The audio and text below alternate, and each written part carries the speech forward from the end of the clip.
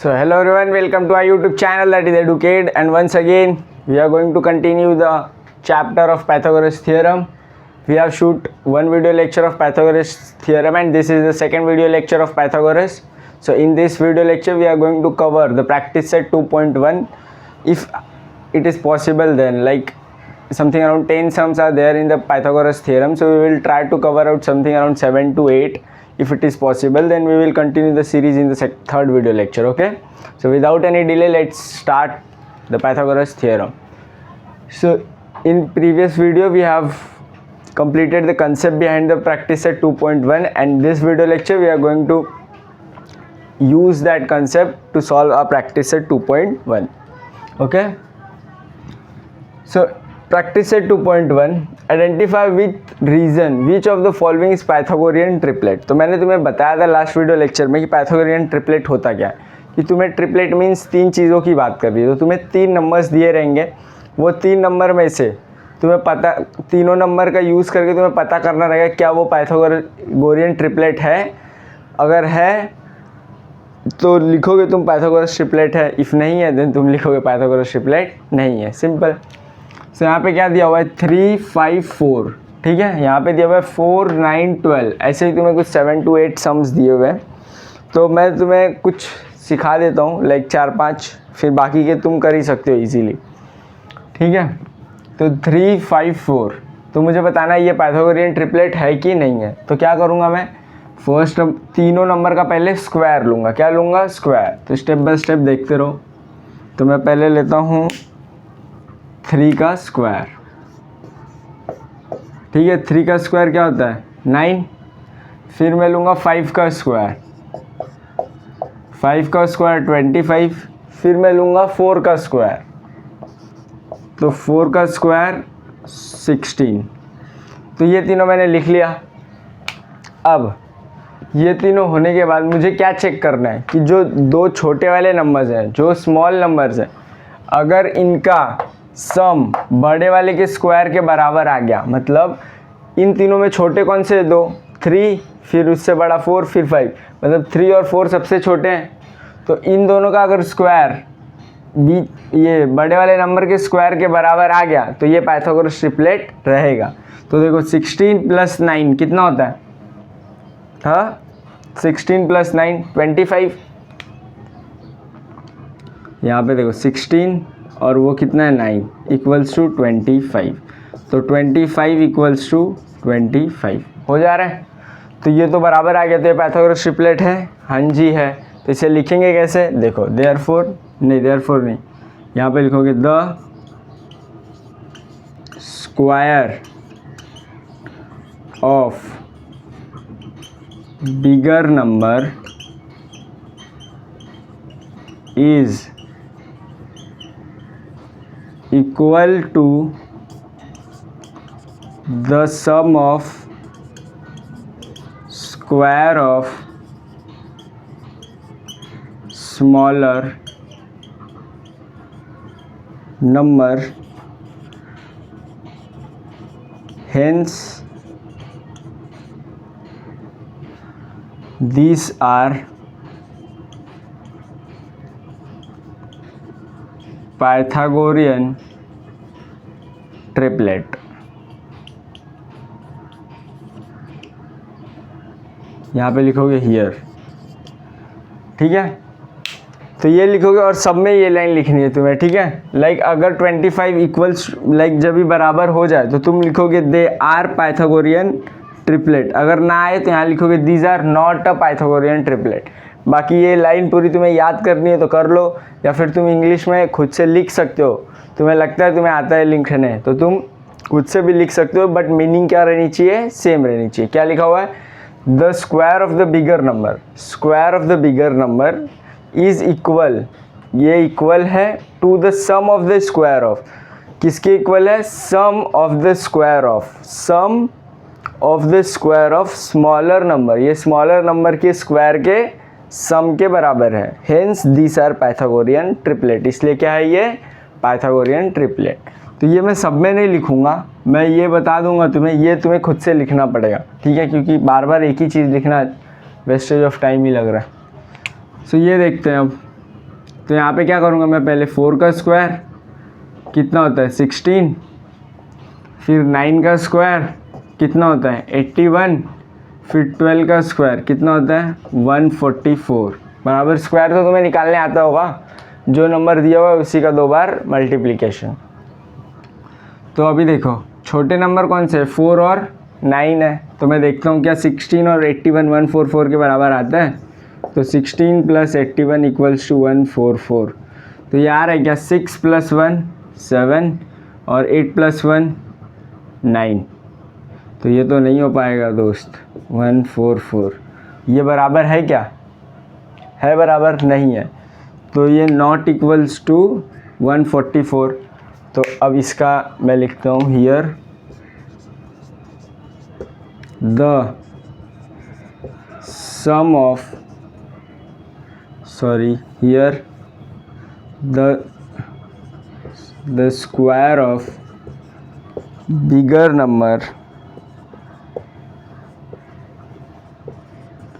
is not equal to the sum of square of smaller number. Hence these are not a Pythagorean triplet. ठीक है, hope तुम्हें समझ गया होगा। ये दोनों क्वेश्चन एकदम इजी वे में मैंने बताया, बस तुम्हें स्क्वायर लेना है और चेक करना है क्या वो दोनों स्मॉलर नंबर का स्क्वायर बड़े वाले स्क्वायर के बराबर आ रहा है। अगर आ गया तो उसे हम बोलेंगे पाइथागोरस ट्रिपलेट है, अगर नहीं आया तो हम बोलेंगे पाइथागोरस ट्रिपलेट नहीं है। ठीक है, तो अब हम आगे बढ़ते हैं। ये दोनों मैं नीचे वाली लाइन सेम रहने देता हूँ, मैं ऊपर का चेंज करता हूँ बस क्वेश्चन। ठीक है, 5 12 13। ठीक है, तो ये चेक करते हैं हम। तो देखो क्या करूँगा मैं, पहले 5 का स्क्वायर, फिर 12 का स्क्वायर, देन 13 का स्क्वायर।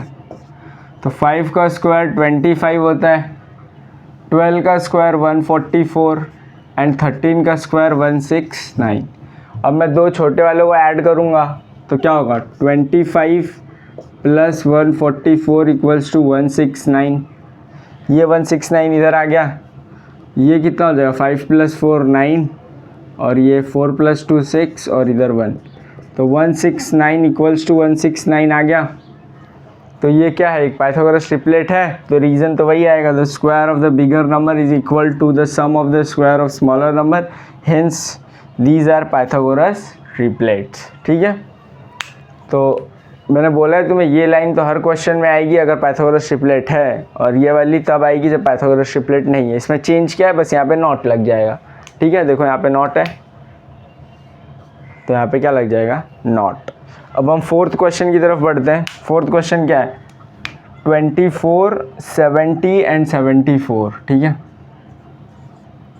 24 70 एंड 74 डन है, यही क्वेश्चन है। तो अब हम क्या करेंगे 24 का स्क्वायर करेंगे, यहाँ पे 70 का स्क्वायर करेंगे और यहाँ पे 74 का स्क्वायर करेंगे। तो 24 का स्क्वायर 576 होता है, चेक कर लेते हैं हम। तो 24 × 24 क्या होगा 4 4 = 16, 4 2 = 8 9, 4 2 = 8, 2 2 = 4, तो 6 8 8 6 7 1 5, तो 576 होता है। तो यहाँ पे क्या आएगा 576। 70 का स्क्वायर क्या होगा 4900 होगा, क्योंकि 7 का स्क्वायर 49 होता है, तो वही होगा और क्या। देखो मैं तुम्हें दिखा देता हूँ 70 70 मल्टीप्लाई 0 0 7 0 0 4900, तो ये क्या आया 4900। ठीक है, अब 74 का एक बार देख लेते हैं। 74 74, 4 4 जा 16 1, 7 4 जा 28 और ये 29 इंटू 7 4 जा 28 8 2 7 7 जा 49 प्लस 2 51, ठीक है। तो 6 8 8 6 17 और ये 2 1 3 1 4 एंड ये 5 5 4 7 6 5 4 7 6, ठीक है।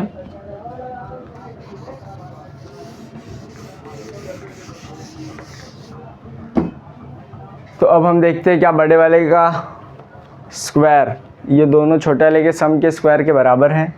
तो देखते हैं 576 प्लस 4900 इक्वल्स टू 5476, क्या इसके बराबर आता है? तो लेट्स चेक इट। कितना होगा ये 4900576, तो ये जगह 6, ये जगह 7 14 और ये 5476 एक्यूरेट। देखो बराबर आया ना दोनों, तो आ गया ये बराबर। तो ये पाइथागोरस ट्रिपलेट है। तो 5476 इक्वल्स टू 5476।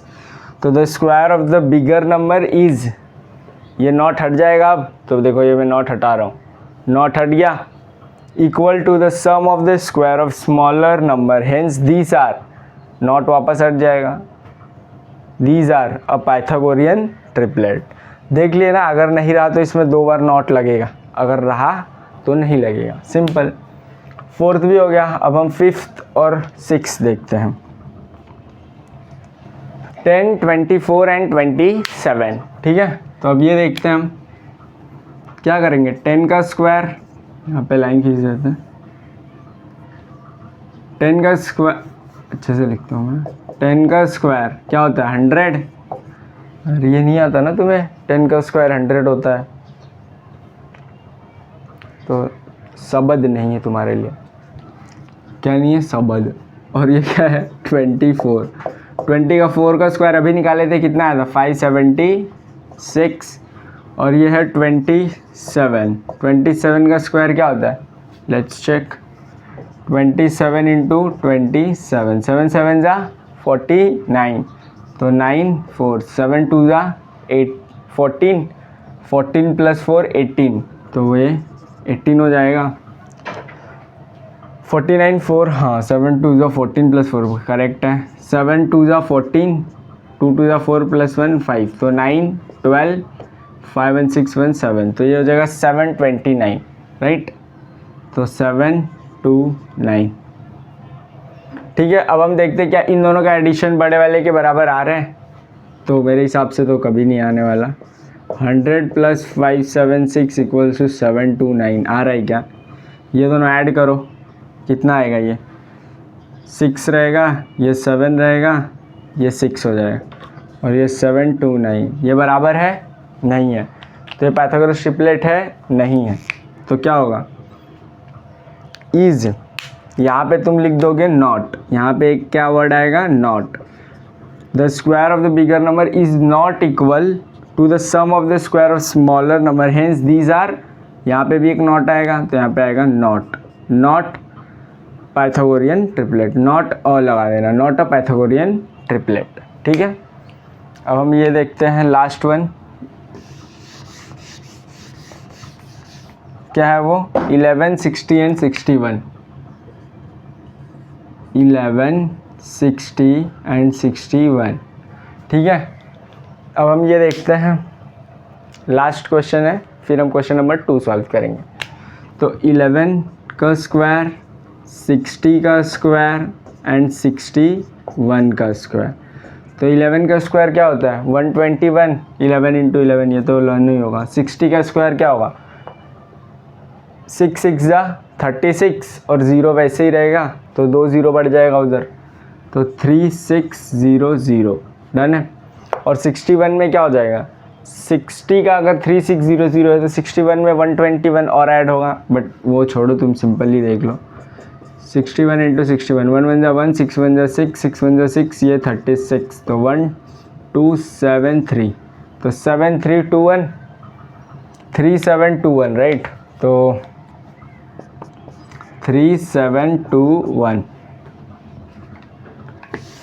तो देखते हैं क्या छोटे वालों का सम बड़े वाले के बराबर आ रहा है। तो 121 प्लस 3600 इक्वल्स टू 3721। तो ये ऐड करते हैं हम, तो देखो ये हो जा रहा है 3721 इक्वल्स टू 3721। तो ये तो हो गया, पाइथागोरस ट्रिपलेट हो गया, ये नहीं था। तो अब इसमें क्या लगेगा, ये देखो हमने नॉट हटाया पहले से ही, तो क्या होगा, the square of the bigger number is equal to the sum of the square of smaller number, hence these are a Pythagorean triplet. ठीक है, तो ये हो गया सॉल्व। मैंने सारे 6 के 6 सम्स सॉल्व कर दिए। अब हम करेंगे क्वेश्चन नंबर 2। डन है। तो अब हम देखते हैं क्वेश्चन नंबर 2, जो कि काफ़ी इजी है और इसका कंसेप्ट हमने लास्ट वीडियो लेक्चर में देखा हुआ है, जो कि ये कंसेप्ट ऑफ पाइथागोरस ट्रिपलेट इससे पहले। तो इसमें कौन सा कंसेप्ट अप्लाई होता है, थ्योरम ऑफ ज्योमेट्रिक मीन। तो अभी हम देखते हैं कैसे अप्लाई हो रहा है। In figure M N P equals to 90 degree, M N P, तो एंगल एन तुम्हें दिख रहा है, ये 90 डिग्री सिंबल दिख रहा है, यहाँ पे आइडेंटिकल मार्क दिया हुआ है 90 डिग्री, तो वो 90 डिग्री है। Segment N Q perpendicular segment M P, ये एन क्यू है, ये किसके ऊपर परपेंडिकुलर है, एम पी के ऊपर। देखो परपेंडिकुलर ड्रॉ किया गया है। एम क्यू 9 है, एम क्यू कितना है 9, तो इसकी वैल्यू कितनी है 9। ठीक है, क्यू पी 4 है, तो इसकी वैल्यू कितनी है 4। पूछा क्या है एन क्यू, तो ये जो परपेंडिकुलर ड्रॉ है इसकी वैल्यू हमें निकालनी। तो हम सबसे पहले लिख लेंगे गिवन। तो गिवन में क्या दिया है हमें कि angle M N P equals to 90 degree, M N P equals to 90 degree. Segment N Q जो गिवन है वही गिवन में लिखेंगे, perpendicular segment M P. M Q की वैल्यू कितनी है 9 है, क्यू पी की वैल्यू कितनी है 4 है। अब टू फाइंड, तो यहाँ पे लिखेंगे टू फाइंड। फाइंड क्या करना है हमें, वैल्यू ऑफ एन क्यू हमें फाइंड करनी है। तो अब हम लिखते हैं सॉल्यूशन।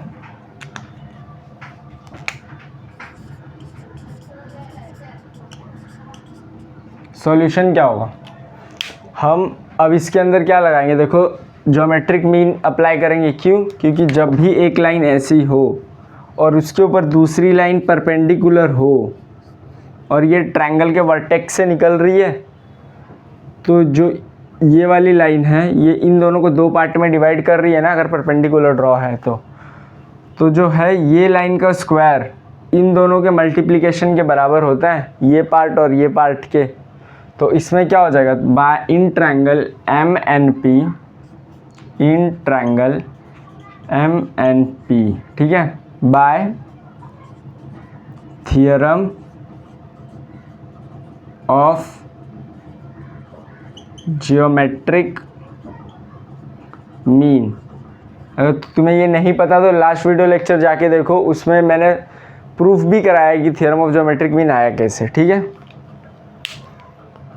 तो by theorem of geometric mean क्या हो जाएगा, एन क्यू का स्क्वायर जो परपेंडिकुलर है उसका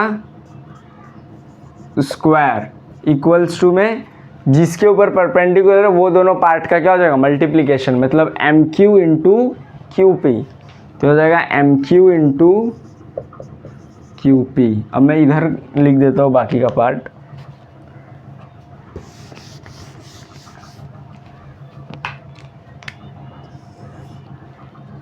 तो एन क्यू का स्क्वायर वैसे ही रहेगा,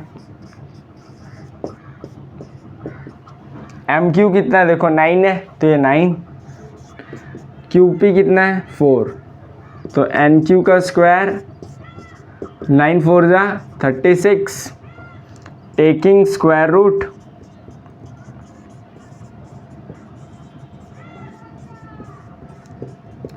रूट लेंगे हम, तो क्या हो जाएगा N Q equals to root में 36, तो एन क्यू की वैल्यू क्या आ गई 6 किसका स्क्वायर, 36 किसका स्क्वायर है 6 का, तो 6 यूनिट, तो N Q equals to 6 unit.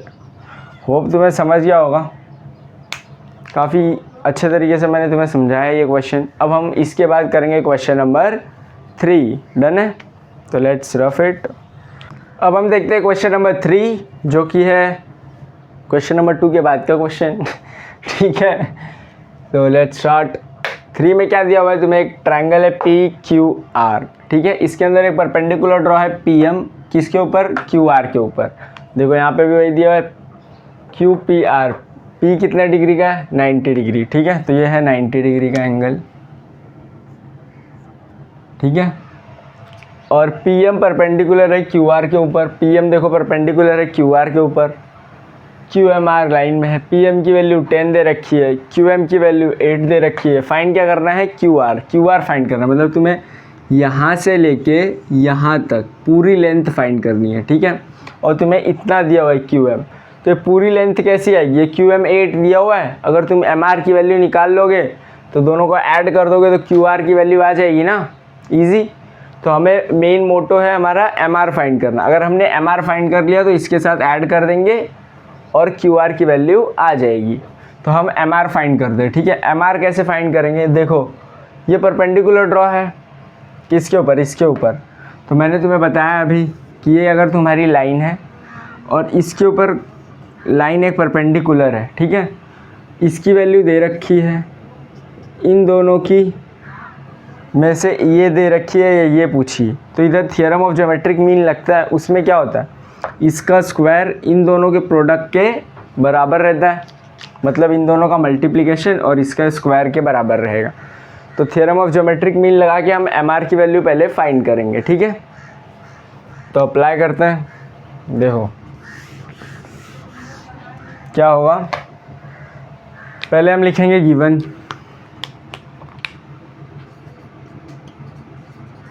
Given में क्या दिया हुआ है, angle Q P R equals to 90 degree, segment P M perpendicular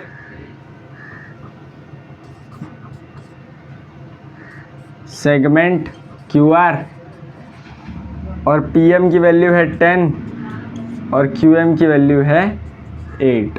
done, वही क्वेश्चन वापस से छाप दो और यहाँ पे लिखोगे टू फाइंड। फाइंड क्या करना है, वैल्यू ऑफ क्यू आर, तो यहाँ पे लिखोगे वैल्यू ऑफ क्यू आर। अब आएगा सॉल्यूशन। ठीक है, अब हम लगाएंगे इसके अंदर कौन सा theorem, theorem of geometric mean. तो in triangle P Q R, ठीक है, P M perpendicular on segment P M perpendicular on segment Q R. ठीक है, अब यहाँ पे मैं सॉल्व करता हूँ, ये ऊपर का पार्ट है, क्वेश्चन है। ठीक है, तो bye theorem of geometric mean, bye theorem of geometric mean क्या हो जाएगा, पीएम का स्क्वायर, तो यहाँ पे आएगा पीएम का square equals to Q M into M R, Q M into M R. ठीक है, इसका और इसका मल्टीप्लिकेशन और ये जो परपेंडिकुलर है उसका स्क्वायर। तो पीएम का स्क्वायर मतलब पीएम की वैल्यू 10 दे रखी है, तो 10 का स्क्वायर इक्वल्स टू क्यूएम कितना है 8 और ये एमआर वैसे का वैसा, तो 10 का स्क्वायर 100, 8 यहाँ पे और ये एमआर यहाँ पे। अब एमआर मुझे निकालना है, तो 8 मल्टीप्लाई में ये इधर आएगा तो क्या हो जाएगा डिवाइड, तो 8 डिवाइड में चला गया और ये एमआर, तो देयरफॉर एमआर कितना हो जाएगा, 100 को 8 से डिवाइड करो कितना होगा, देखो 100 डिवाइड बाय 8, 8 वन जा 8, तो कितना बचा 20, तो 8 टू जा 16, तो कितना बचा 40.85 जा 40, तो 12.5। तो एमआर की वैल्यू आई तुम्हारी 12.5 सेंटीमीटर दिया है नहीं, तो यहाँ पे क्या लिखोगे यूनिट। ठीक है, तो 12.5 यूनिट आ गया हमारा एमआर का वैल्यू।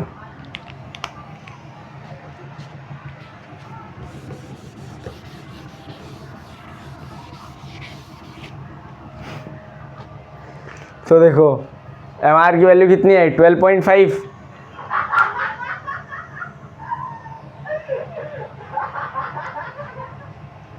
ट्वेल्व की वैल्यू 12.5 आई, 12.5 ठीक है, तो ये 12.5 है। तो अब क्यू आर निकालना है तो ये दोनों ऐड हो जाएंगे, ठीक है। तो क्यू आर की वैल्यू क्या होगी,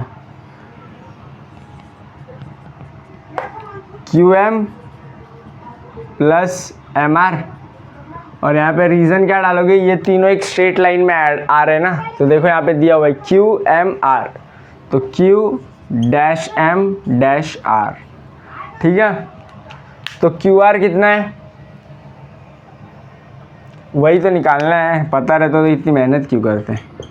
क्यू एम कितना है 8 और एम आर कितना है 12.5, तो ये कितना हो जाएगा 12.5 प्लस 8 21.5, राइट। तो ये कितना हो जाएगा, Q R equals to 21.5 unit. तुम्हें ये ऐड करना आता होगा, नहीं आता तो मैं सिखा दूँ। तो लिखो 12.5 और यहाँ 8 ऐड करना है ना, तो पॉइंट के इधर 0 और इधर 8, तो 5 का 5, 8 प्लस 2 10, 0 1 इधर गया तो 20.5, सॉरी ये 20.5 आएगा, सॉरी माय मिस्टेक। तो 20.5 यूनिट डन है। इसको ऐसे डब्बा कर लेना। तो होप तुम्हें ये क्वेश्चन समझ गया होगा। अब हम करते हैं क्वेश्चन नंबर 4, ठीक है। तो अब हम करते हैं question number 4 solve. Question number 4 हमारा बेस्ड है प्रॉपर्टी ऑफ 30 60 90, जो कि हमने लास्ट वीडियो लेक्चर में सीखा था क्या होती है, ठीक है। तो देखो find R P and P S using the information given in triangle P S are. तो पी एस आर एक ट्रायंगल है, उसके अंदर हमें फाइंड क्या करना है, R P and P S, that is R P and P S. ये सेगमेंट और ये सेगमेंट की वैल्यू फाइंड करनी है, और हमें इंफॉर्मेशन क्या दे रखी है कि एस आर की वैल्यू कितनी है 6, और एंगल एस है 90 डिग्री एंड एंगल पी है 30 डिग्री। डन है। तो यहाँ पे हम लिखते हैं गिवन में हमें क्या दिख रहा है, angle P S R equals to 90 degree, angle S P R equals to 30 degree, बस यही दो चीज़ें दिख रही है, और segment S R equals to 6 unit. To find value of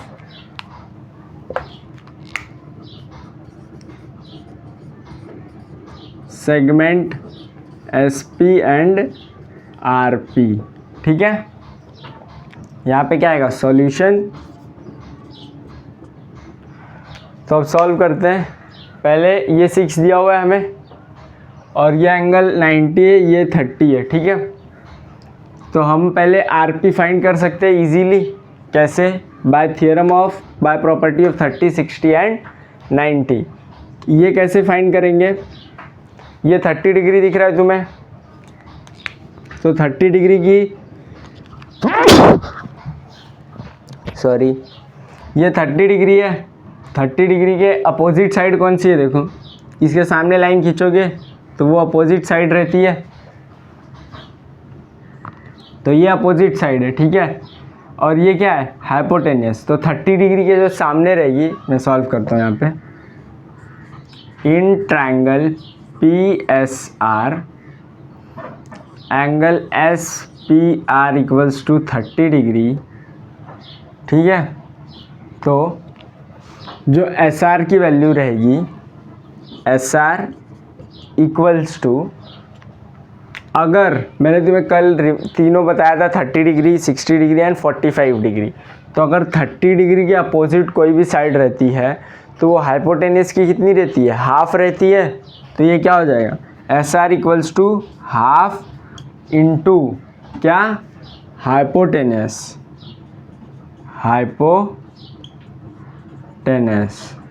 ठीक है।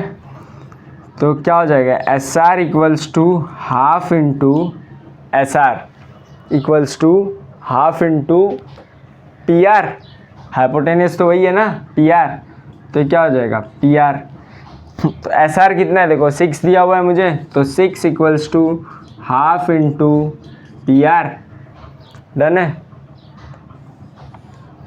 तो ये 2 डिवाइड में इधर जाएगा मल्टीप्लाई, तो 2 इंटू 6 इक्वल्स टू पी आर, तो 6 इंटू 2 12 इक्वल्स टू पी आर। तो पी आर की वैल्यू कितनी आई 12, यहाँ पे लिख देना यूनिट, 12 यूनिट, ठीक है। अब रीज़न मेंशन करोगे यहाँ पे, साइड अपोजिट टू 30 डिग्री, और यहाँ पे रीज़न मेंशन करोगे, यहाँ पे आएगा बाय 30 60 90 डिग्री, ठीक है। होप तुम्हें समझ गया रहेगा ये कि अगर कोई भी साइड है जो कि अपोजिट है 30 डिग्री के, वो हाफ होती है किसकी, हाइपोटेनस की।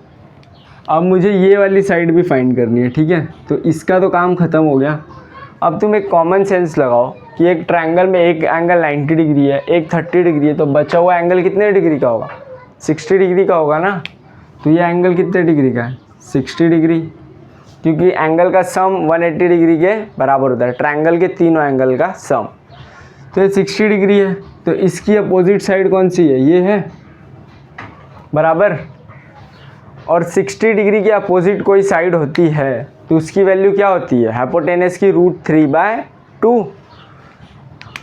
तो मैं यहाँ से ही स्टार्ट करता हूँ, that is side opposite to 60 degree, ठीक है। तो 60 डिग्री की अपोजिट कौन सी है, SP, वही फाइंड करना है मुझे। तो SP इक्वल्स टू क्या हो जाएगा, √3/2 इंटू हाइपोटेनस, ये मैंने तुम्हें कल सिखाया था, √3/2, ये एक फिक्स्ड वैल्यू है, ठीक है। ये तुम्हें याद करनी है कि जब भी 60 डिग्री की अपोजिट लोगे तो √3/2 इंटू हाइपोटेनस होता है। तो क्या हो जाएगा, ये SP पता है, नहीं पता है, तो SP ऐसे ही रहेगा, √3/2। हाइपोटेनस की वैल्यू कितनी है, हाइपोटेनस अभी निकाले हम, कितनी आई 12 आई, तो ये क्या हो जाएगा 12। तो ये 2 डिवाइड में है, तो इसको क्या कर देगा, डिवाइड कर देगा। तो SP इक्वल्स टू √3, और ये 2 से 6 टाइम्स जाएगा ना, देखो 2 6 जा 12, तो रूट और ये 6, तो SP कितना हो गया 6√3 यूनिट, ठीक है। होप तुम्हें ये क्लियर होगा। 4th question, base the property of 30 60 90, यहाँ पे तुम मेंशन कर देना वापस से बाय द प्रॉपर्टी ऑफ, यही वाला रीज़न यहाँ पे मेंशन कर देना, ठीक है। होप ये तुम्हें क्लियर होगा। अब हम आज के वीडियो लेक्चर का लास्ट एक एक्टिविटी देखते हैं 5th, और फिर आज का वीडियो लेक्चर हम कर देंगे एंड, फिर कंटिन्यू करेंगे नेक्स्ट वीडियो लेक्चर में, ठीक है। तो देखो इन ट्रायंगल ABC तुम्हें ये एक्टिविटी है, एंगल B कितने डिग्री का है, 90 डिग्री का है, और AC क्या है, हाइपोटेनस, उसकी वैल्यू कितनी दे रखी है √8, और AB और BC दोनों देखो इक्वल लेंथ के, इसलिए डबल डैश आइडेंटिटी मार्क से तुम्हें दिख रहा होगा, ठीक है। तो कंप्लीट द फॉलोइंग एक्टिविटी, हम डब्बा भरते फटाफट। AB इक्वल्स टू BC, जो AB है वो BC के बराबर है, ठीक है। तो हमें दिया हुआ है, देखो डबल डैश इधर डबल डैश इधर, मतलब हमें क्वेश्चन में ही बताया गया है डायग्राम में, तो ये क्या आएगा गिवन, तो गिवन, ठीक है। दूसरा देखो एंगल BAC कितने डिग्री का है, BAC ये कितने डिग्री का है हमें पूछा गया है, ठीक है, ठीक है। तो BAC ये कितने डिग्री का है, वो डिग्री नहीं पूछा है, BAC हाँ डिग्री पूछा है एक्चुअली, तो कितने डिग्री का होगा वो बताना है हमें। तो देखो 3 टाइप के ट्रायंगल होते हैं, एक होता है राइट एंगल ट्रायंगल, एक होता है आइसोसेलेस ट्रायंगल, एक होता है इक्विलैटरल ट्रायंगल, ठीक है। इक्विलैटरल में ट्रायंगल के तीनों एंगल कितने डिग्री के होते हैं, 60 degree 60 degree and 60 degree. And isosceles triangle क्या होता है, एक ऐसा ट्रायंगल जिसकी दो साइड बराबर हो और एक एंगल 90 डिग्री हो। तो ये दोनों कितने हो जाते हैं, 45 हो जाएंगे ना आपस में बराबर। अगर दो साइड बराबर हो तो बेस एंगल बराबर होते हैं, तो ये 90 दिया तो ये 45 हो जाएंगे कि नहीं बराबर। तो ये एंगल कितने डिग्री का होगा, 45 डिग्री। ये कितने का होगा, 45 डिग्री। ये भी देखो दोनों बराबर दिया तो आइसोसेलेस है, और आइसोसेलेस का बेस एंगल क्या होता है, बराबर। तो बराबर है तो 45 तभी तो डिवाइड होके 90 हो जाए। ये दोनों 90 प्लस ये 90, तो तीनों का सम कितना हो जाएगा, 180 हो जाएगा। इसलिए 45।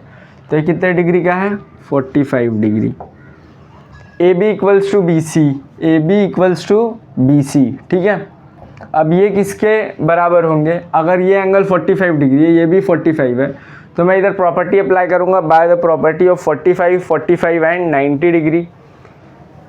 तो मुझे अगर AB फाइंड करना है तो ये AB जो है वो हाइपोटेनस का क्या हो जाएगा, 1/√2। कल मैंने सिखाया था प्रॉपर्टी, तो ये हो जाता है 1/√2 किसका, हाइपोटेनस का। तो AC क्या है, हमारा हाइपोटेनस है, तो 1/√2 यहाँ पे भी आएगा, इनटू में क्या है वो, √8। तो जब √2 को √8 से डिवाइड करोगे तो क्या होगा, मैं ये रफ करता हूँ।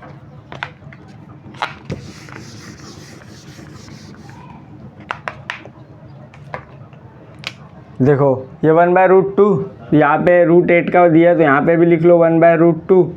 और 1/√2 को मैं मल्टीप्लाई में है 2√2, तो ये √2 चला जाएगा, तो यहाँ पे क्या बचेगा, 2 बराबर ना। तो यहाँ पे बचा 2, तो यहाँ पे क्या आएगा, बस 2 हो गया सॉल्व, क्वेश्चन ख़त्म। ये √8 को 2√2 यहाँ पे कैसे लिखे, तो वो देखो वो 8 था ना, तो मैं 8 को अगर फ्रैक्शन में लूँ तो 2 से जाएगा 4, 2 से जाएगा 2, 2, 2, 1, तो 2 इंटू 2, तो जो 2 बार 2 है वो एक बार आ जाता है, जो बच गया वो किस में चला जाता है, √2 में। तो 2√2 ऐसा है। तो ये आंसर कितना आया, 2।